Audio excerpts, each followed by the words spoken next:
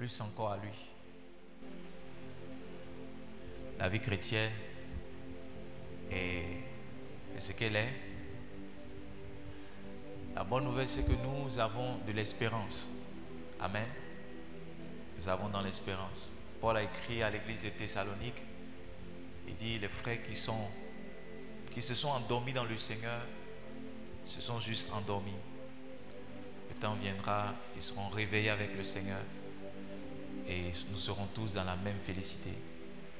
Amen. Que Dieu nous fortifie, que sa main soit sur nous, qu'il nous aide à nous relever, à continuer la marche. C'est nous qui sommes restés, c'est à nous maintenant que le témoin a été passé et c'est à nous d'assumer notre responsabilité d'être encore vivants. Pour ceux qui ne savent pas et qui s'interrogent pourquoi est-ce que je parle comme ça, pourquoi il y a très peu de personnes à l'église, dans la nuit d'hier à aujourd'hui, notre frère Bakari Sanogo nous a dévancés dans le sein du Père. Il est parti après avoir traîné une maladie dans le mois d'avril. Il s'était relevé dans le mois de mai. Les choses se sont un peu accélérées et de son retour d'un voyage ces temps-ci, les choses se sont empirées et dans la nuit d'hier à aujourd'hui, il nous a dévancés dans la gloire du Père. Alors pour ceux qui ne le savent pas, il est d'obédience musulmane à l'époque. Et puis un soir, à pareil moment, un dimanche, il a frappé, il a sonné. À l'époque, on vivait encore ici. Et il a dit qu'il veut voir le pasteur. Quand on s'est rencontrés, il m'a dit qu'il était chauffeur de taxi et plusieurs fois, il a envoyé des gens dans cette église. Et lui, il veut donner sa vie à Jésus. Il a entendu parler de ce Jésus-là, il veut donner sa vie à Jésus. Donc, à la terrasse, là, je l'ai mis à genoux et je l'ai invité à prier. Il a fait la confession et il a fait. Et plus tard, il s'est baptisé et il s'est engagé pleinement dans cette église. Il évoluait dans le département du protocole et de la sécurité. Il a fait venir Félicité avec qui il vivait. Il a aussi fait venir ses frères, ses belles sœurs. Plus tard, sa maman a fait un tour ici. Donc, il était tellement impliqué dans l'église que toute sa famille pratiquement nous connaissait. Donc, ce n'est pas quelqu'un qui rasait les murs, qui venait et dont on ne savait pas où est-ce qu'il allait à l'église. Amen. Donc, notre frère Bakari nous a dévancés dans la gloire du Seigneur Jésus et nous bénissons le Seigneur Jésus pour cela. Amen. Ce soir, je veux partager avec vous, parler avec vous sur le thème la provision divine. Amen. La provision divine. J'ai dit quoi? La provision divine ou la provision surnaturelle. Luc chapitre 22, verset 35. Luc 22, verset 35. Il leur dit encore, quand je vous ai envoyé sans bourse, sans sac et sans souliers, avez-vous manqué de quelque chose? Ils répondirent, comment? De rien. Donc je reprends le verset, il leur dit encore, quand je vous ai envoyé, vous enregistrez le son? Quand je vous ai envoyé, assurez-vous que le volume soit bon. Quand je vous ai envoyé sans bourse, sans sac et sans souliers, avez-vous manqué de quelque chose? Il répondit de rien. Moi, je crois personnellement qu'en marchant avec le Seigneur, on doit atteindre un niveau où on ne manque absolument de rien. David parle dans le psaume 23 au verset 1, il dit, l'Éternel est mon berger et quoi? Et je ne manquerai de rien. L'Éternel est mon berger et je ne manquerai de rien. Luc 22 verset 35 aussi, les disciples qui marchaient avec Jésus n'ont manqué de rien. Donc je crois qu'en marchant avec le Seigneur, il y a une dimension, il y a une grâce qui est telle que on peut évoluer de telle sorte qu'on ne manque de rien. Maintenant, manquer de rien, ça n'a rien à voir avec nos folies ou bien nos désirs qui sont comblés mais ça a tout à voir avec nos besoins qui sont comblés. Parce qu'il ne faut pas confondre le désir avec le besoin. Tu peux avoir besoin de manger et tu peux avoir le désir de manger une glace. C'est différent. Le besoin de manger, on peut te donner un garba avec lequel tu vas te rassasier, mais le désir de manger une glace est tel que même si tu as mangé le garba, tu veux encore la glace pour mettre là-dessus. Donc, Dieu parle des besoins et non des désirs. Parce qu'il y a quelqu'un, par exemple, qui veut dormir dans l'avion. Il a un fantasme de dormir dans l'avion toute une nuit. Tu vois, ça, ce n'est pas un besoin, ça, c'est un désir. Le besoin est établi en 5 besoins selon la théorie d'Abraham Maslow. Il y a les besoins physiologiques. Quelqu'un peut m'aider? Les besoins d'estime, les besoins de réalisation de soi, les besoins d'appartenance et les besoins de sécurité. Voici les 5 grands besoins. Et ce sont ces besoins-là qu'en marchant avec le Seigneur satisfait à tous les plans. Alléluia. Donc, comment est-ce que les disciples là, parce que Jésus leur a dit, n'allez pas avec une bourse, n'allez pas avec un sac, n'allez pas avec un soulier. Donc, n'allez pas avec de l'argent. Comment des gens qui voyagent sans argent peuvent avoir une provision qui les accompagne? Parce que si ils avaient leur argent, on aurait compris pourquoi ils n'ont pas manqué de quelque chose, parce qu'ils auraient pris cet argent-là pour faire les achats qu'ils devaient faire. Mais la Bible dit que le Seigneur leur a dit de partir sans argent. Il leur a dit de partir sans habit de rechange. Il leur a dit de partir sans sac. Donc ils sont allés sans rien, mais ils ont manqué de rien. Alors d'où vient-il que ces disciples-là donc ne manquent de rien? Ils n'ont manqué de rien parce que le Seigneur a activé la provision surnaturelle. C'est quoi la provision surnaturelle? Dans ma retraite, en méditant et en lisant un livre du Bishop Dag qui est travailler pour être béni et non travailler pour être riche, Bishop Dag définit la provision surnaturelle comme l'approvisionnement mystique de tout ce dont vous avez besoin. L'approvisionnement mystique. Mystique pourquoi? Parce que c'est quelque chose qu'on ne comprend pas. Mystique pourquoi? Parce que c'est inexplicable. Mystique pourquoi? Parce que ce n'est pas normal. Mystique pourquoi? Parce qu'en général c'est quelque chose auquel on n'est pas habitué. Mystique pourquoi? Parce qu'il y a une partie qui est cachée. Il dit ensuite que la provision surnaturelle, c'est l'utilisation de la puissance divine pour pouvoir à ses besoins. Donc, on peut travailler pour pouvoir à ses besoins. J'en parlerai et nous en parlons les dimanches. Mais on peut aussi arriver dans cette dimension où on utilise la puissance de Dieu pour pouvoir à ses besoins. Et c'est ce que les disciples ont fait. Tout le temps ou tout le long de ce message, je vous donnerai quelques exemples de là où la puissance divine a été utilisée pour pouvoir aux besoins des gens. Moi, je définis la provision surnaturelle comme l'ensemble des ressources que Dieu lui-même met à notre disposition pour des projets sans qu'on ait travaillé à cela.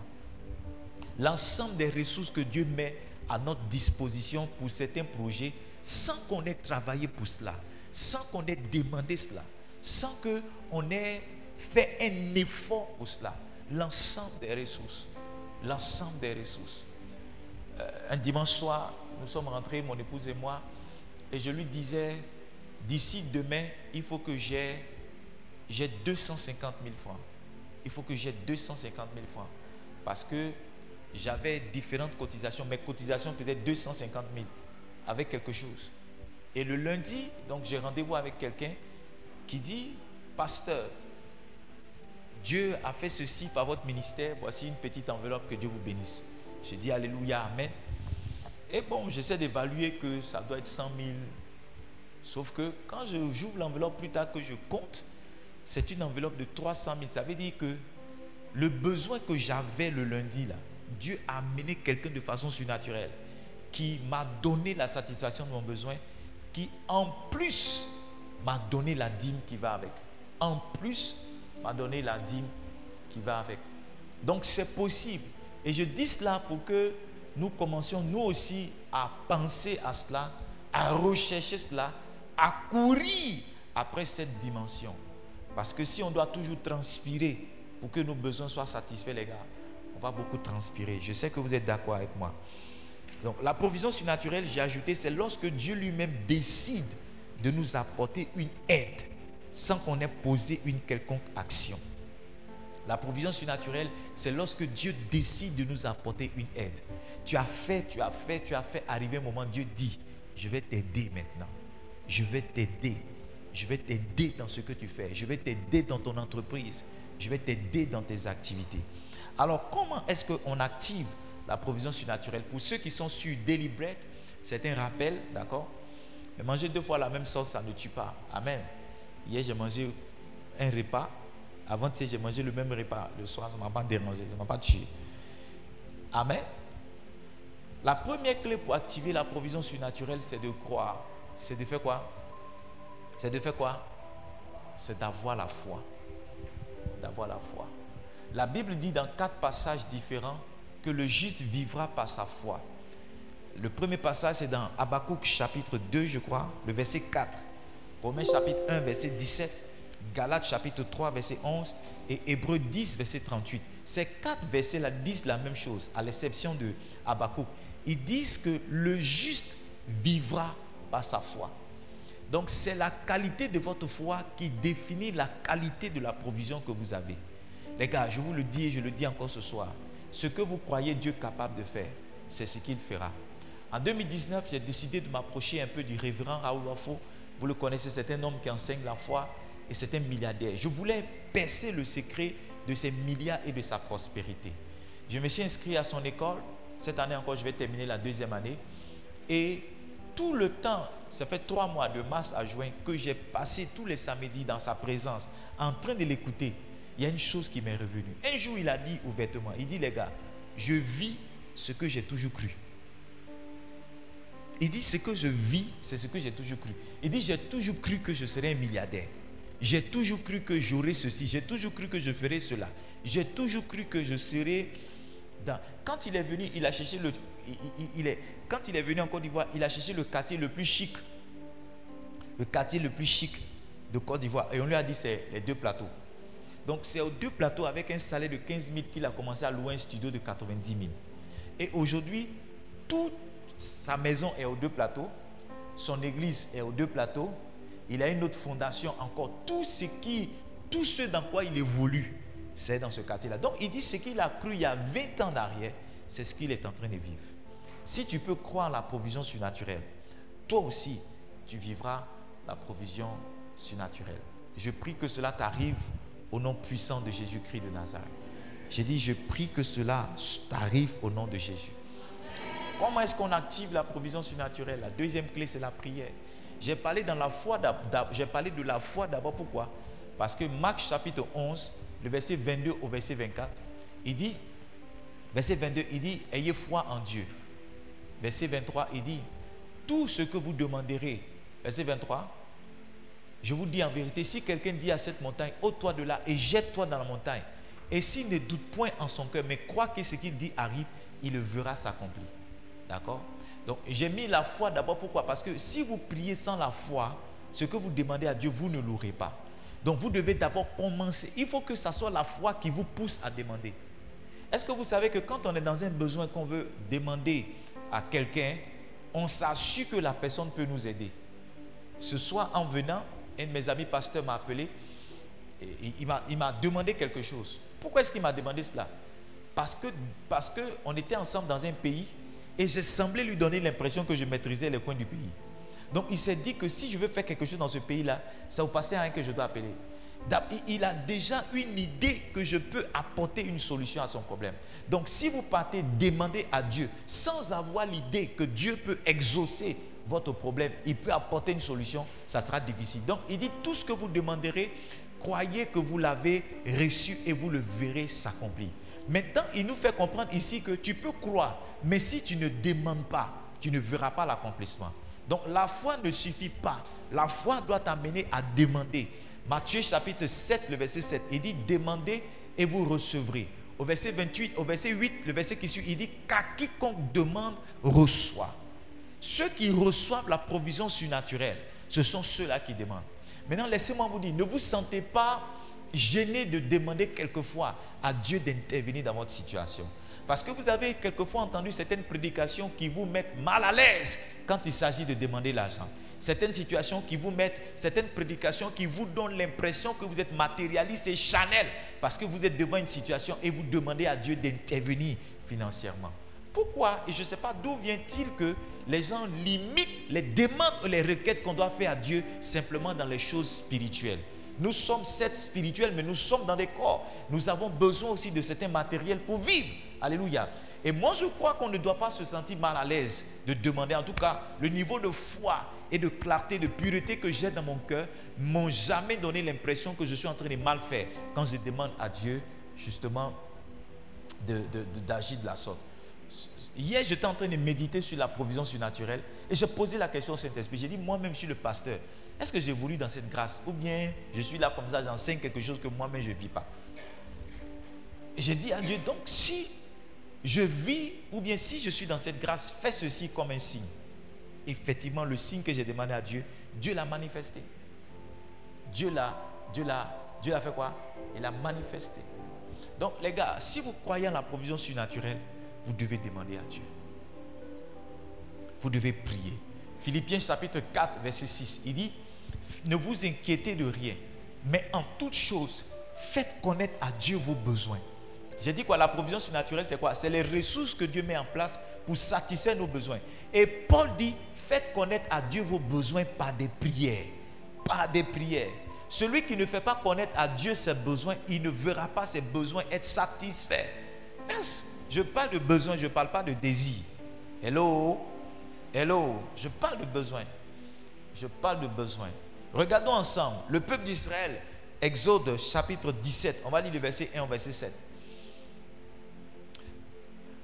Toute l'assemblée des enfants d'Israël partit du désert de Sin selon les marches que l'Éternel leur avait ordonnées et ils campaient à Réphidim où le peuple ne trouva point d'eau à boire. Verset 2. Alors le peuple chercha querelle à Moïse. Il dit, donnez-nous de l'eau à boire. Moïse leur répondit, pourquoi me cherchez-vous des querelles? Pourquoi tentez-vous l'Éternel? Verset 3. Le peuple était là, pressé par la soif et murmurait contre Moïse. Donc les gars avaient un besoin. Ce n'était pas un besoin spirituel, ils avaient besoin d'eau. Ils étaient dans le désert, il n'y avait pas d'eau. Ils disaient, pourquoi nous as-tu fait monter hors d'Égypte pour nous faire mourir de soif avec mes enfants et mes troupeaux? Verset 4. Moïse cria à l'Éternel. Donc Moïse a prié. Le cri à Dieu, c'est la prière qu'on fait dans la détresse. Allô? Crier à Dieu, c'est la prière qu'un homme fait dans la détresse. Crier à Dieu, il faut noter, c'est la prière qu'un homme fait dans la détresse. Moïse cria à l'Éternel en disant, que ferais-je à ce peuple encore? Que ferais-je à ce peuple? Encore un peu, ils me lapideront. Maintenant, regarde la réponse du Seigneur. Verset 5. L'Éternel dit à Moïse, passe devant le peuple et prends avec toi des anciens d'Israël. Prends aussi dans ta main ta verge avec laquelle tu as frappé le fleuve et marche. Verset 6. Voici, je me tiendrai devant toi sur le rocher d'Horeb. Tu frapperas le rocher et il en sortira de l'eau et le peuple boira. Les gars, quand on a besoin d'eau là, on va à la source d'ici. Hello? Ou bien quand on a besoin d'eau, on va au marigot. C'est pas ça? Quand on a besoin d'eau, on va à la source. Qui a déjà bu l'eau de source? Moi, j'ai bu l'eau de source à Godmé. On était encore très petits, il n'y avait pas l'eau potable dans le village de ma mère, ici à Songon. Et on partait dans un coin là. Tu fais comme ça.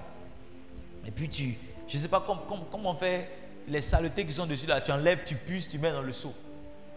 Et puis, je crois que quelques années après, ma mère a fait venir la seau d'ici. On a mis un compteur.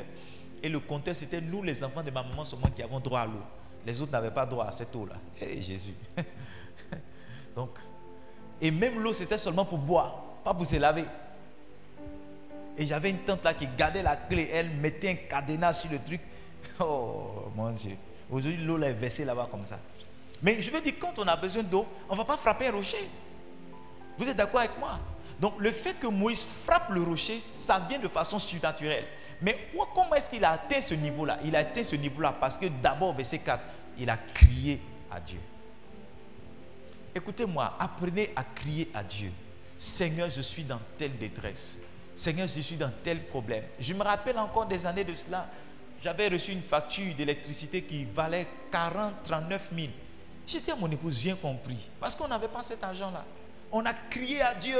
On a crié à Dieu. On a crié à Dieu. Ça n'a pas suffi. J'ai dit, moi, je fais 40 jours de jeûne. Parce que je ne comprends pas. Je ne suis pas sûr que Dieu m'ait appelé pour galérer comme ça. Je ne suis pas sûr que ça soit ça, l'appel de Dieu pour moi. Et en faisant le premier jour de ces 40 jours de jeûne, Dieu m'a dit, autant le 40e livre de la Bible est le Nouveau Testament, autant après ces 40 jours-là, je te fais rentrer dans une autre phase. Je te fais rentrer dans un cycle nouveau. Voici la parole avec laquelle mon niveau financier a changé. Mais les gars, ça a commencé par un temps de jeûne. Ça a commencé par un temps de prière. Si vous sentez que votre vie n'est pas ce que vous voulez, ne vous gênez pas pour aller chercher Dieu dans le jeûne et dans la prière. Si vous sentez que vos finances ne sont pas ce qu'il faut pour prendre en charge vos enfants, pour vous prendre en charge vous-même, pour faire face à vos réalités financières, vos réalités quotidiennes, prenez le temps, allez chercher la face du Seigneur dans la prière. Allez crier à Dieu, allez demander à Dieu, allez parler à Dieu. Dites à Dieu, voici les engagements que vous avez, voici les soucis que vous avez, voici les attentes que vous avez. Et vous le verrez comme Moïse. Quelquefois, vous donnez des instructions pour que vous sortiez de la période de manque.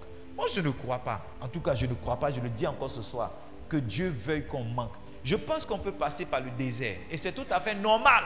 Mais le désert n'est pas censé durer 40 ans. Non. Le désert n'est pas censé durer 50 ans. Non. Le désert n'est pas censé. Pierre a dit, vous souffrirez pour un peu de temps. Un peu de temps. Donc tu ne peux pas, depuis que tu es né de nouveau, tu es pasteur, depuis combien d'années tu es dans le désert, c'est dans quel désert tu es? Non. Non. Est-ce que vous êtes là? Est-ce que vous êtes là? Donc la première clé c'est quoi? La foi. La deuxième clé c'est quoi? La prière. La troisième clé c'est la clé de l'obéissance. Comme je l'ai dit tout à l'heure, et j'aime bien ce passage. Moïse cria à l'Éternel. Donne-moi le verset 6. Dieu, pour répondre à Moïse, va lui donner une instruction. Il dit, verset 5 d'abord. Bon, c'est pas grave. L'Éternel dit à Moïse, passe devant le peuple et prends avec toi des anciens d'Israël. Prends aussi dans ta main ta verge avec laquelle tu as frappé le fleuve et marche. Donc Dieu est en train de donner un ensemble d'instructions à Moïse. Verset qui suit. Je me tiendrai devant toi sur le rocher d'Horeb. Tu frapperas le rocher, il en sortira de l'eau et le peuple boira. Et Moïse fit ainsi aux yeux des anciens d'Israël. Donc l'eau est sortie pourquoi? Pas seulement parce que Moïse croyait, pas seulement parce que Moïse a demandé, mais troisièmement parce que Moïse a obéi à l'instruction que Dieu lui a donnée. Beaucoup d'entre nous, nous connaissons des manques parce que nous n'obéissons pas à ce que Dieu dit. Il a dit à ses disciples, quand je vous ai dit d'aller sans bourse, je vous ai dit d'aller sans sac, je vous ai dit d'aller sans souliers, est-ce que vous avez manqué de quelque chose? Ils ont répondu non. Pourquoi? Parce qu'ils ont obéi à ce que Jésus a dit. Notre problème, Livingstone, très souvent, c'est que nous n'obéissons pas aux ordonnances que Dieu nous donne. Dieu nous dit, fais ceci, nous faisons autre chose. Dieu nous dit, fais cela, nous faisons autre chose. Et quelquefois, nous nous plaignons que Dieu n'est pas fidèle. Les gars, Dieu est fidèle. Si un homme peut obéir, il va toujours marcher dans le miracle. Parce que je vous ai dit, le miracle, c'est la foi, c'est l'obéissance de l'homme. Ce n'est pas ça avec l'instruction de Dieu. Le miracle, c'est lorsque l'instruction du Seigneur rencontre l'obéissance d'un homme. Quand Dieu dit va à gauche, que tu vas à gauche, tu expérimentes le miracle. Quand Dieu dit va à droite, que tu vas à droite, tu expérimentes le miracle. Tu expérimentes le miracle. Et quand tu veux faire les choses de par toi-même, c'est là que tu commences à avoir des difficultés. En Genèse au chapitre 22, vous connaissez cette histoire. Donne-moi le verset 13. Dieu dit à Abraham, donne-moi ton fils unique, ton fils que tu aimes, Isaac, envoie-le en sacrifice pour moi. Et la Bible dit que Abraham va marcher pendant 3 jours, il va l'envoyer au mont Morija. Sauf qu'au verset 13, Abraham leva les yeux et vit derrière lui. Au moment où il s'apprêtait à couper la tête de son fils, la Bible dit que Abraham leva les yeux et vit derrière lui un bélier retenu dans un buisson par les cornes. Et Abraham alla le prendre et l'offrit en holocauste à la place de son fils. Si Abraham n'avait pas obéi, il n'aurait pas vu ce bélier. Le verset 14, regardez ce qu'Abraham va dire maintenant. Verset 14, Abraham donna à ce lieu-là le nom de Jéhovah Jireh. C'est pourquoi l'on dit aujourd'hui à la montagne l'Éternel s'est pourvu. Donc Abraham nous fait comprendre que la provision n'est rien d'autre que la manifestation de l'obéissance de l'homme. Quand un homme sait obéir, Dieu sait pouvoir en ses besoins. Yes. Quand un homme sait obéir, quand un homme sait marcher selon les instructions de Dieu, Dieu sait lui donner ce qu'il faut. Maintenant suivez-moi, l'instruction du Seigneur ça peut être de donner comme Abraham. L'instruction du Seigneur, ça peut être d'être dans un lieu comme comme Élie. Il a dit à Élie, 1 Roi chapitre 17, donne-moi les deux premiers versets. 1 Roi chapitre 17. Élie le Tishbite, 1 Roi chapitre 17. L'un des habitants de Gala dit à Akab, l'Éternel est vivant, le Dieu d'Israël, dont je suis le serviteur, il n'y aura ces années, si ni rosée ni pluie, sinon à ma parole. Verset 2. Et la parole de l'Éternel fut adressée à Élie en ces mots. Verset 3. Pars d'ici, dirige-toi vers l'Orient et cache-toi près du torrent de Kérit, qui est en face du Jourdain. Verset 4. Tu boiras de l'eau du torrent, j'ai ordonné au corbeau de te nourrir là. Donc quelquefois l'instruction de Dieu, ça peut être va dans tel endroit. Yes. Ça peut être fais telle chose pour que tu voies la provision. Quelquefois ça peut être va dans tel endroit. Dans tous les cas, si tu n'obéis pas aux instructions du Seigneur, tu ne pourras pas rentrer dans sa provision divine, dans sa provision surnaturelle. Je prie que l'esprit d'obéissance nous remplisse tous et qu'à partir d'aujourd'hui, nous marchions dans l'obéissance au Seigneur au nom puissant de Jésus-Christ de Nazareth. Ceux qui savent obéir à Dieu, Dieu sait leur donner sa provision. La provision surnaturelle, c'est une réalité. Yes. Il y en a qui vivent. Pasteur Mohamed, permettez-moi de le citer, parce que ce que je vais dire est honorable. Il disait que lui, il croit que quand les gens viennent faire offrande dans son église, là, il y a des anges aussi qui font offrande. Parce qu'il dit, il ne peut pas croire que tout l'argent qui vient, ce sont des hommes qui donnent. Donc le monsieur croit à la provision surnaturelle. Et moi aussi, je crois à la provision surnaturelle. J'ai commencé à voir la provision surnaturelle sans m'en rendre compte moi-même. Et récemment, quand je suis parti à la conférence Grand Réveil, j'ai encore vécu ça. J'ai encore vécu ça, mais de façon extraordinaire, de façon simple, mais de façon extraordinaire. J'étais là en face de certains engagements, payer ma chemise pour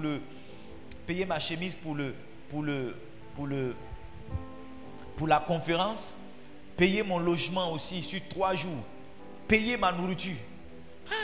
L'avant-dernière nuit même, je partais, je n'avais rien mangé de toute la journée. Quand je partais, le pasteur Dati m'a appelé, il dit viens, pasteur, tu viens de loin, viens manger. Je vais vous expliquer comment ça s'est passé. Viens manger, ça aussi c'est la provision surnaturelle. Beaucoup limitent la provision surnaturelle à l'argent. Ah, le pasteur a un pal. Non, ce n'est pas seulement l'argent. C'est l'ensemble des ressources. Et les ressources ne sont pas seulement financières. Ça peut être des hommes, ça peut être du matériel. Tout ce qu'il te faut pour que ton besoin soit satisfait, Dieu peut le disposer pour toi. Ça peut être une voiture, je ne sais pas moi, ça peut être un frigo, ça peut être un piano, ça peut être tout ce qu'il faut pour que ton besoin soit satisfait. Dieu le met à disposition pour toi. Dis Amen. Dis Amen. Dis Amen. La quatrième clé que je veux partager avec vous, et puis nous allons nous arrêter pour ce soir, c'est la clé de l'action de grâce. C'est la clé de quoi? L'action de grâce. Tu es là, tu es là,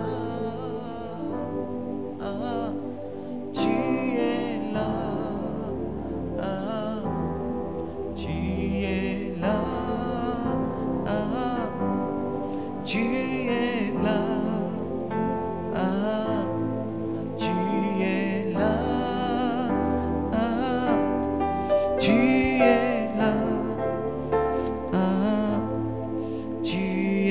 là. L'action de grâce, allons-y ensemble dans le livre de Jean chapitre 6. On va lire les 7 premiers versets. Jean chapitre 6. Les 7 premiers versets. Après cela, Jésus s'en alla de l'autre côté de la mer de Galilée, de Tibériade. Une grande foule le suivait parce qu'elle voyait les miracles qu'il opérait sur les malades. Jésus monta sur la montagne et là, il s'assit avec ses disciples. Or, la Pâque était proche, la fête des Juifs. Ayant levé les yeux et voyant qu'une grande foule venait à lui, Jésus dit à Philippe, où achèterons-nous des pains pour que ces gens-là aient à manger? Verset 6. Il disait cela pour le prouver car il savait ce qu'il allait faire. Verset 7. Philippe lui répondit, les pains qu'on aurait pour 200 deniers ne suffiraient pas pour que chacun en reçût un peu. 200 deniers, c'est le salaire annuel d'un ouvrier. Quelqu'un qui travaille matin, midi et soir, pendant 365 jours, c'est son salaire. Et Philippe dit, même tout cet argent-là, si on prend pour payer le pain, ça ne sera pas suffisant pour que chaque personne qui est là puisse manger un peu. Le verset 8. Verset 8. Un de ses disciples, André, frère de Simon-Pierre, lui dit, il y a ici un jeune garçon qui a 5 pains d'orge et 2 poissons. Mais qu'est-ce que cela pour tant de gens? Verset 10. Jésus dit, faites-les asseoir. Il y avait dans ce lieu beaucoup d'herbes. Il s'assit donc au nombre d'environ 5000 hommes. Verset 11. Jésus prit les pains, rendit grâce et les distribua à ceux qui étaient assis et leur donna de même des poissons autant qu'ils en voulurent. Yes. Maintenant, suivez-moi bien. Quand Jésus a pris les 5 pains et les 2 poissons, quand il a dit merci, ils ont commencé à distribuer. Et toutes les personnes qui étaient assises là, chacune a reçu. Ce qui fait que quelquefois, nous n'expérimentons pas l'abondance divine ou la provision surnaturelle, c'est parce qu'on ne sait pas dire merci à Dieu pour le peu qu'on a.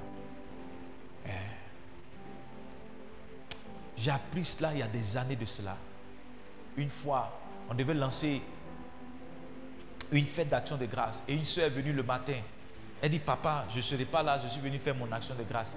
Elle nous a donné 5 kilos de riz avec un billet de 5000. Quelqu'un d'autre aurait parlé comme André pour dire, mais une fête d'action de grâce, ce n'est pas ce qu'on attend, c'est qu'est-ce qu'elle est venue donner là. Quand elle a déposé, j'ai appelé ma précieuse. J'ai dit, madame, viens, s'il te plaît, rendons grâce à Dieu. Disons-lui merci. Les gars, c'était le test. Vous allez voir que très souvent dans ce que Dieu veut vous donner, il va vous tester avec un peu. C'est votre action de grâce dans le peu qui va amener beaucoup.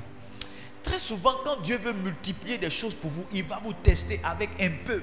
Et c'est votre action de grâce avec un peu qui va vous donner d'expérimenter l'abondance surnaturelle. Est-ce qu'on peut allumer l'esprit, non? Ou bien? Amen. S'il vous plaît, apprenez à rendre grâce à Dieu. Ah, la scolarité de mes enfants, ça fait 1 million. Tu m'as donné 10 000. 10 000, c'est quoi? On ne dit pas ça. La scolarité, mon problème, c'est 200 000. Et très souvent, quand ton problème est beaucoup, la première personne qui te donne, mais ce n'est rien par rapport à... Quelqu'un est là? Yes. Tu as besoin de 100 000. Quelqu'un te dit, ah, je ne peux pas t'aider, mais tiens 500. Tiens 500. Un monsieur m'a dit, non, il veut aller au Libéria. C'était un Kenyan. Il dit, il veut aller au Libéria. Il m'a trouvé ici. Il dit, il veut aller au Libéria. Parce que c'est au Libéria que se trouve le consulat. Donc, une fois au Libéria, ils vont le mettre dans un avion pour qu'il retourne au Kenya. Que lui, il veut aller au Libéria. Il m'a trouvé là, tout mon argent, c'était 1500. 1500, ça n'arrive même pas à ça, Sandra. Le gars dit, il veut aller au Libéria. Mais tu vois, si tu n'es pas un homme de révélation, tu vas dire, mais monsieur, sois maudit avec ton argent. Je te demande l'argent pour aller au Libéria. Tu dis, ça va faire quoi? Ceux qui parlent comme ça, ils n'expérimentent pas la provision divine. Ceux qui ont la révélation, quand ils reçoivent, même quand c'est 5 francs, ils commencent à se mettre à genoux pour dire, hey, ça là, c'est le début de quelque chose de plus grand qui arrive. L'action de grâce est un facteur de multiplication. Ceux qui savent dire merci, Dieu continue d'agir dans leur vie. Ceux qui savent dire merci à Dieu pour le peu, c'est ceux-là qui garantissent le maximum.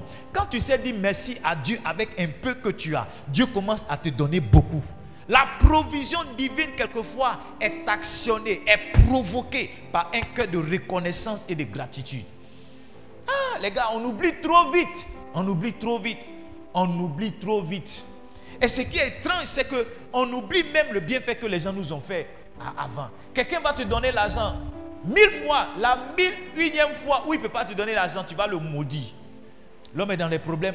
Mais tu as oublié toutes les fois où le gars t'a soutenu. Tu as oublié toutes les fois où le gars t'a donné l'argent. Tu as oublié toutes les fois où tu as posé un problème de loyer, un problème d'électricité, un problème d'eau. Et il est intervenu.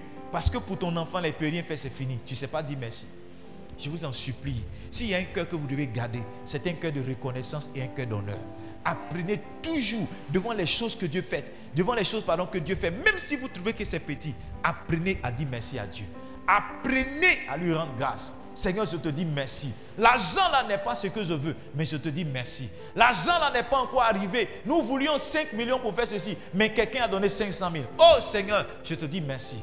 C'est quand tu commences à dire merci que tu commences à dépenser les 500 000. Tu vas voir que les 500 000 peut-être sont finis, mais Dieu continue d'ajouter. Et tu as des provisions, tu ne sais pas où vient l'argent. À la fin, quand tu calcules tout ce que tu as mis dans le projet, tu vois que tu as dépassé 3 millions. Tu vois que tu as dépassé 5 millions. La question que tu te poses, mais d'où est venu cet argent? L'argent est venu de ton action de grâce. Je vous en supplie, mes enfants. Ne prenez jamais l'argent pour dire ça c'est quoi ça? Ça c'est quoi ça? Ah, il y a une soeur qui travaillait chez nous une fois.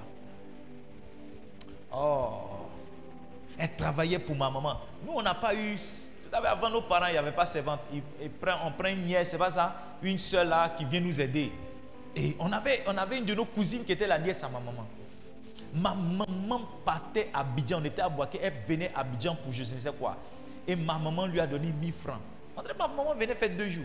Nous-mêmes qui sommes les enfants de la bonne dame, notre maman ne nous a rien donné. Vous savez ce que ma cousine l'a fait? Elle a jeté les 1000 francs. Je vous assure, aujourd'hui, si vous voyez la misère dans laquelle elle est. Je parle ça et puis le Saint-Esprit me dit, elle a jeté les 1000 francs. Pour dire ça, c'est quoi ça? Tu vas aller faire 2 jours à Abidjan, c'est 1000 francs tu me donnes. Moi, une grande fille comme ça. Alors que entre elle et moi, je suis plus âgé qu'elle. Je n'ai pas eu 5 francs. Moi-même que c'est ma maman, pour parler comme les enfants. Moi-même que c'est de ma maman, je n'ai pas eu 5 francs. Mais toi, tu es la cousine. Ma maman t'a donné, elle a jeté, elle dit, c'est quoi ça? Aujourd'hui, si vous lui donnez les mêmes 1000 francs. La dernière fois, elle a perdu un de ses enfants. Je suis allé, c'est 1500 qui était chez moi. Je lui ai donné. Elle n'a pas jeté. Non, elle n'a pas jeté. Peut-être que dans mon dos, elle a dit autre chose, mais elle a pris. C'était 2000. Elle a pris 2000. Elle a pris 2000. J'ai dit, ah, Yako, je n'ai pas l'argent sur mon tien. Que vraiment que Dieu te fortifie.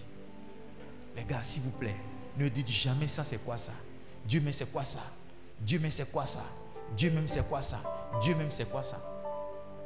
J'étais dans une veillée une fois avec des jeunes. Ils m'ont invité pour prêcher. J'ai fini de prêcher bien. Quand j'ai dit Amen, ils ont coupé courant sur eux là-bas. Lui qui devait prêcher là, il a dit au comment, mais ça mais c'est quoi même? Ça mais c'est quoi même? Ah, j'étais choqué de sa réaction. Un homme de Dieu qui va venir encourager le peuple. Lui, il est découragé de la coupure d'électricité. Et les gens qui sont assis là-bas. Les gars, on se décourage trop vite.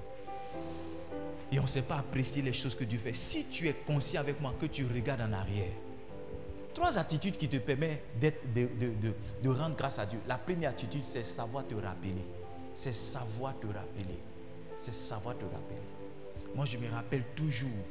Je ne peux pas dire les miettes parce qu'à l'époque, mais c'était beaucoup d'argent. Les 2600 qu'on recevait ici les dimanches. Pendant des mois, toutes les offrandes, tout un dimanche, on chante. Hein, Gaël, on chante de 8h jusqu'à midi, offrande 2600. 2600, on va faire quoi avec? Mais le dimanche, on est là encore. On danse, on loue le Seigneur. Aujourd'hui, on ne peut pas avoir, quelqu'un ne peut pas me donner 1 million. Et puis j'ai dit, hein, quelqu'un vient dire, c'est pas ça. Le ministre m'envoie, il donne 1 million à l'église. Nous, on a crié, c'est pas ça. À l'époque, c'était 2600. 2600. Si on n'avait pas appris à dire merci à Dieu avec 2600, jamais personne. Et 1 million, c'est rien. La saison des 5 millions, la saison des 100 millions est en train de venir. Oui, oui. On dit merci à Dieu d'abord pour ça. On apprécie Dieu pour ça. Tu dis pas, mais un ministre comme ça, les dames là lui ont envoyé quelque chose de 10 millions. Pourquoi c'est 1 million seulement il a envoyé? Il y a des gens qui parlent comme ça. Lui aussi, un ministre de l'État. C'est tout ce que tu as eu à donner. Première attitude qui nous aide à rendre grâce à Dieu, c'est se rappeler. Se rappeler. Rappelle-toi. Moi, je me rappelle que ma belle-mère, ma précieuse et moi, on mangeait. Je ne sais pas si on mangeait, c'était quoi. Si c'était porc au fou. Mais c'est que elle prenait crabe, porc, toutes les viandes là, elle fait rouge comme ça, je sais pas, et puis on mange le soir. Oui, je me rappelle, on mange ça. Aujourd'hui, on s'en va au KFC. Oh, je vais KFC. KFC 15 000. On mangeait comme ça. Ma belle-mère, on mange. Je me rappelle que souvent, je suis au plateau, je ne mange pas à midi. Parce que s'ils mangent à midi, je ne sais pas comment on fait le soir. Donc, quand mes amis vont manger là, je dis non, moi je suis là. Je suis occupé, je regarde un film. Je suis dans la faim toute la journée. Pour que mon argent de midi là, je puisse rentrer ça. Manger. Manger. Aujourd'hui, tu donnes un climatiseur. Tu as dit, tu as donné 10 000. 10 000, c'est quoi? Quelqu'un te fait offrande, mais lui là, les miettes là, jetez ça là-bas. Non, il ne faut pas oublier. Il faut te rappeler. Rappelle-toi quand tu mangeais dans la poubelle. Oui, quand tu mangeais les restangolos des gens, rappelle-toi. Et dis merci à Dieu. Rappelle-toi quand tu mangeais les mangues non mûres.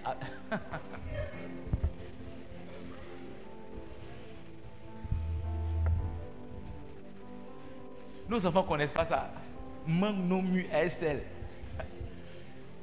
Il suffit que ça soit formé seulement. Insomnie, il suffit que ça soit formé seulement. Souvent la mangue là, mais le noyau même n'est pas formé dedans. C'est pas ça, mais tu fais comme ça. Et puis tu mets sel. Parce qu'une mangue, non, mais tu ne peux pas manger, donc tu mets sel pour ne pas sentir. Bra, bra. Oh, papaye non mu. Parce que la papaye là, si tu n'as pas coupé, quelqu'un d'autre va couper le lendemain. Donc quand tu vois un peu de jaune dessus comme ça, tu enlèves en même temps. Tu fends ça. Mets citron dessus.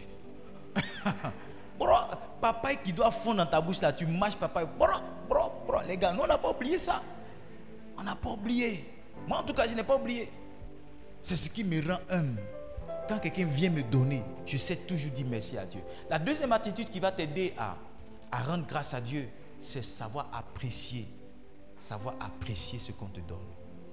Il y a des gens qui n'apprécient. Et quelqu'un qui n'a pas beaucoup d'argent vient vers toi et puis te donne 2000. Il faut apprécier l'effort que la personne a fait. Apprécier l'effort que la personne a fait. Apprécier, c'est donner de la valeur à quelque chose qui a été fait. Il ne faut pas dire ça, c'est quoi ça? Ça, c'est quoi ça? Tes amis donnent 10 000, toi tu viens donner 500. Allez, prends tes 500, quitte ici. Il faut savoir apprécier. Il faut savoir apprécier les efforts que les gens font. J'ai prêché au Libéria. Chaque fois quand je prêche, les gens versent l'argent comme ça. Ils ont versé l'argent. Yeah. Il y a des gens, ils viennent ils font travaillement. Les billets là sont sur la chair. Le passé chez qui j'ai prêché là, une fois je vais vous montrer ces vidéos. Quand tu prêches, ils versent l'argent sur la chair. Samedi matin, je devais prêcher encore. Ils ont dit non, je ne prêche plus, qu'ils vont m'envoyer, je vais me promener un peu dans la ville. J'ai dit ok. Le pasteur est venu me voir dans la chambre, il m'a envoyé sac.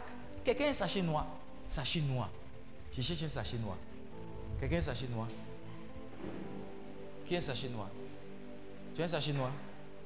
Donnez-moi un sachet noir. Parce que quand je dis, quelqu'un ne comprend pas. Qui a un sachet noir? Donne-moi un sachet noir. C'est pas grave s'il y a quelque chose dedans. Voilà. Tu as enlevé ce qui était dedans là. Sachet noir. C'est comme ça. C'était plus gros que ça. L'argent. Comme ça. Plus gros que ça. Sachet noir. Il a envoyé.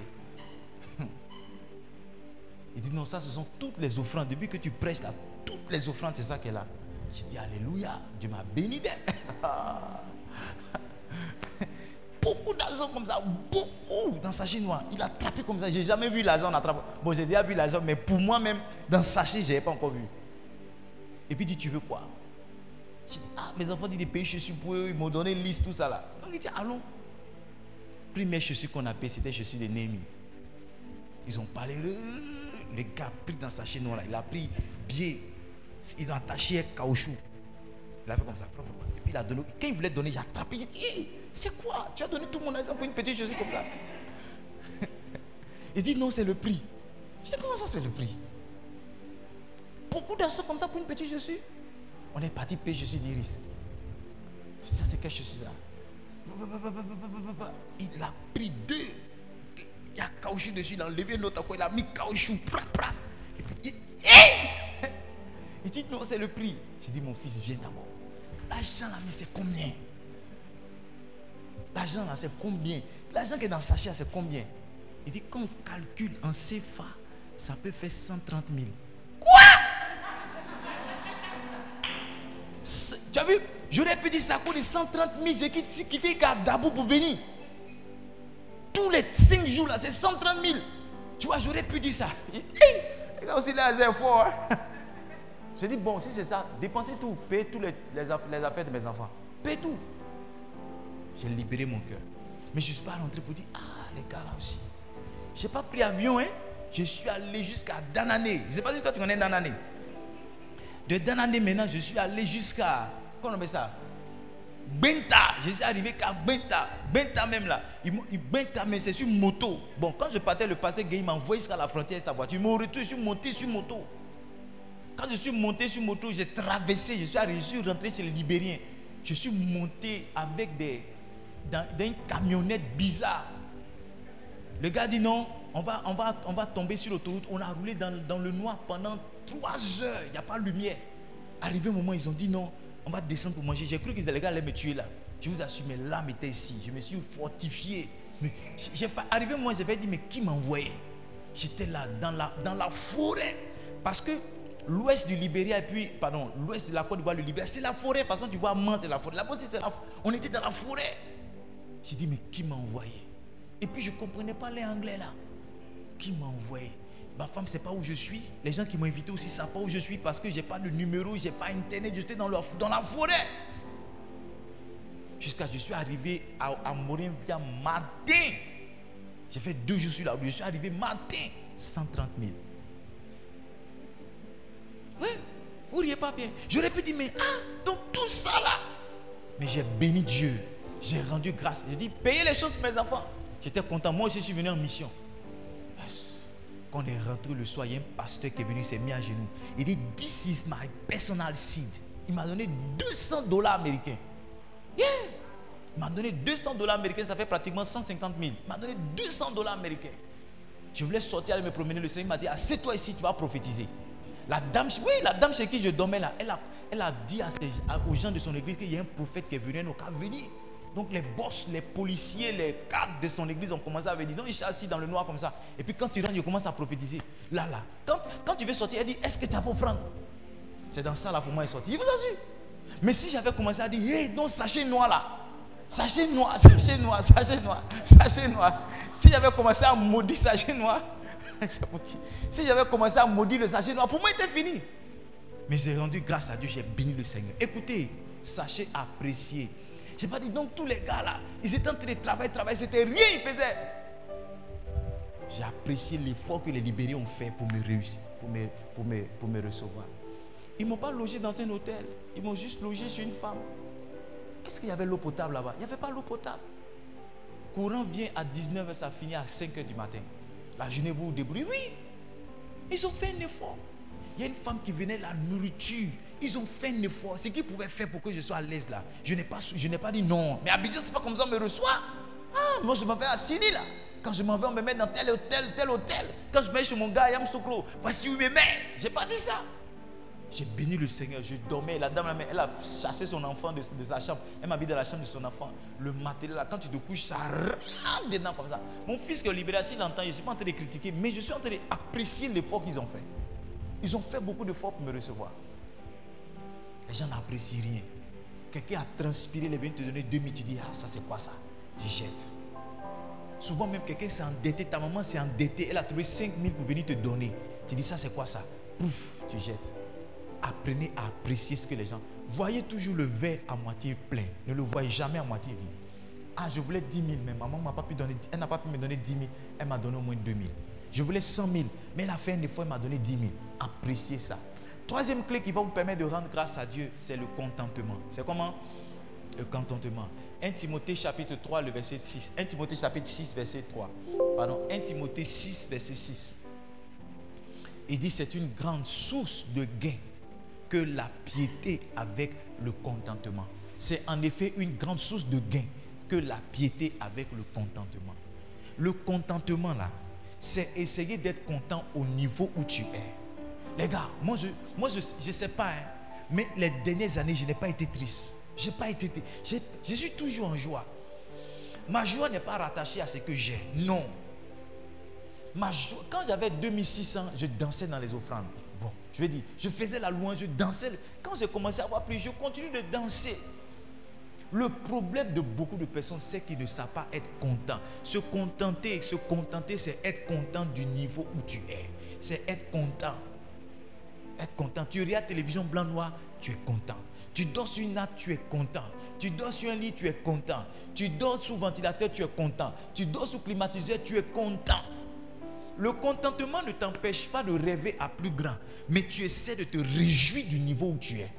Vous savez, le Seigneur m'a dit, le vrai bonheur, c'est lorsqu'on sait apprécier ce qu'on a. Oui. Le vrai bonheur. J'ai vu une fois une photo de trois enfants qui ont fait un test. Ok? Le premier était sur la plus haute marche. Mais le premier était malheureux. Vous savez pourquoi il était malheureux? Parce que le deuxième était en joie. Il y a des gens là, il suffit que leur voisin soit content, c'est fini. Ils sont malheureux. Et des fois, je suivais un pasteur qui me racontait beaucoup de choses. Je dis, mais moi, où est l'église que j'ai là? Où est l'église? Toi, tu as église ici, tu as église là, tu as église là. Qu'est-ce que tu cherches? Qu'est-ce que moi j'ai à te donner? Il n'y a rien à te donner. Moi, ma force, Je sais apprécier ce que j'ai. Hein? Ma femme a écouté le témoignage d'un homme de Dieu ce lundi quand il me parlait au téléphone. Elle dit, dans sa jolie église, c'est comme ça, il y a les problèmes là-bas. Et voici la réaction de ma femme. C'est mieux, je prends pour moi ou j'ai apprécié pour moi. Parce que pour moi, même quand je regarde, mais c'est mieux que ce qu'il est en train de dire. Les gars, vous enviez les gens pour rien. Les gens sont dans des problèmes, vous ne savez pas. Les gens, vous voyez quelqu'un dans une grosse voiture, lui, il doit être rien heureux ici. Vous voyez une femme ici, mariée, rien heureuse ici. C'est que vous avez là, sachez apprécier, sachez danser avec, sachez vous réjouir avec, sachez sauter avec. Arrêtez d'envier les gens. Arrêtez de porter le regard sur ce que vous n'avez pas. Les gens qui se disent, si j'ai la voiture de ma copine là, alors que toi, tu as une belle voiture. Tu as une belle voiture. La dernière fois, Karen me disait, elle dit, papa, le fait que tu aies pris ta voiture en janvier là, pour aller à la conférence des pasteurs là, ça m'a touché. Elle dit, ma vie, moi, ma voiture est jolie. Hein? Ma petite voiture. Non, moi, je suis content de ma voiture. Même si on a roulé jusqu'à là-bas sans climatiser, je suis content. J'ai garé pour moi aussi à côté. Aïe, oui, c'est quel complexe. Je vous assure, tous mes amis là, leurs voitures sont en hauteur 4x4. J'ai garé pour moi, petite voiture, j'ai garé. J'ai garé bien même. Sans complexe. Je suis content de pour moi. C'est mieux que votre. Oui, c'est mieux que marcher. Je me suis dit, non, j'ai honte de ma voiture. Tu as garé ta voiture loin là-bas. Puis tu as venu, tu as dit non. Les gens sont des éternels insatisfaits. Je t'assure, si tu n'as pas su marcher dans le contentement, chaque fois tu seras toujours en train de chercher mieux. Dieu va te donner voiture, tu as dit tu cherches avion. Il va te donner avion, tu as dit non, tu cherches maintenant bateau. Il va te donner bateau, tu as dit non, toi maintenant tu vas aller vivre sur Mars. Que la terre même, la terre même ne te plaît plus. C'est fini, toi tu ne veux plus vivre sur la terre. C'est comme ça. Les gens ne savent pas se réjouir. Ils ne savent pas apprécier ce qu'ils ont. Ils ne savent pas danser avec ce qu'ils ont. Moi, je me réjouis. Hein? Je sais être content avec ce que j'ai. C'est 2000. Alléluia. Mon enfant, ma femme, ma petite femme. Vieux quoi. S'il vous plaît, apprenez à rendre grâce à Dieu. En vous rappelant les choses que Dieu a faites pour vous. Apprenez à rendre grâce à Dieu en appréciant les efforts que le Seigneur fait pour vous. Apprenez à rendre grâce à Dieu en vous contentant de ce que vous avez. On finit avec ça. Paul écrit à Philippiens chapitre 4. Lisons les premiers versets. Pas les premiers versets. Lisons à partir du verset 10. Est-ce que vous êtes là? Philippiens 4, j'ai fini. Philippiens 4. J'ai éprouvé une grande joie dans le Seigneur de ce que vous avez pu renouveler l'expression de vos sentiments pour moi. Vous y pensiez bien, mais l'occasion vous manquait. Verset 11. Ce n'est pas en vue de mes besoins que je dis cela, car j'ai appris, lisez avec, vous n'avez pas ça à l'écran. Il dit, j'ai appris à être content de l'état où je me trouve. Moi, j'ai appris à être content de l'état où je me trouve. J'ai appris à être content. On avait une vidéo sur Facebook. Les gens ont piraté mon compte. Sinon, je vous aurais montré cette vidéo-là. Toute ma famille et moi, on dansait un soir. Et les gens nous ont vus sur Facebook. Ils disent, vraiment, la famille a rien. Le jour où on dansait, on ne savait pas ce qu'on allait manger le soir, le lendemain. Le jour où on dansait dans la vidéo-là, elle et moi, on ne savait pas ce qu'on allait manger avec les enfants le lendemain. Mais on n'est pas couché pour dire, on est content d'en manger une fois par jour. On danse d'en manger une fois par jour. On danse dans ne pas savoir ce qu'on va manger le lendemain. Et les gens quand tu vas, papa, c'est le même problème là où le sac derrière est fini. Ta fille aussi, bon, ils l'ont chassé de l'école. Donc, toujours, quand on te voit, tu ressembles à problème et problème te ressemble. À quel jour tu seras heureux? Quel jour tu seras épanoui? Quel jour tu vas mettre tes rouges à lèvres, marcher? Quel jour? Nous, ne faites pas ce que nous on fait. Nous, ma femme et moi, quelquefois, avant on prenait l'argent de CIO, on s'en va à son pack. Oui. Prends l'argent de la facture, on s'en va. Je dis, ma femme, il y a quoi? À cause de CIO, on ne va pas vivre. Allons! On mange la pain, on boit sucrerie. On vient à la maison. Ici, il n'a venir enlever le compteur, on s'en fout. Oui, on a appris à se réjouir dans les problèmes. Vous ne savez pas par quel feu on est passé, mais on a appris à danser dans le feu. Aujourd'hui, quand ça vient, alléluia, amen. On est touché, on est impacté. Mais ça n'arrache pas notre joie. Ça n'arrache pas notre sérénité. Ça n'arrache pas l'amour et l'attachement qu'on a pour le Seigneur. Apprenez à rendre grâce à Dieu. Et Dieu va multiplier les choses qu'il vous donne. Au nom de Jésus. Est-ce qu'on peut se tenir debout? Dis merci au Seigneur. Si tu as appris quelque chose, lève la voix, dis merci à Jésus. Tu es là. Tu es là, la voix, dis Seigneur, merci. Apprends à dire merci. Dis merci à Jésus. Dis merci à Jésus. Dis-lui merci. Dis-lui merci pour ce que tu as. Le peu que tu as. Dis-lui merci. Dis Seigneur, merci pour ma santé.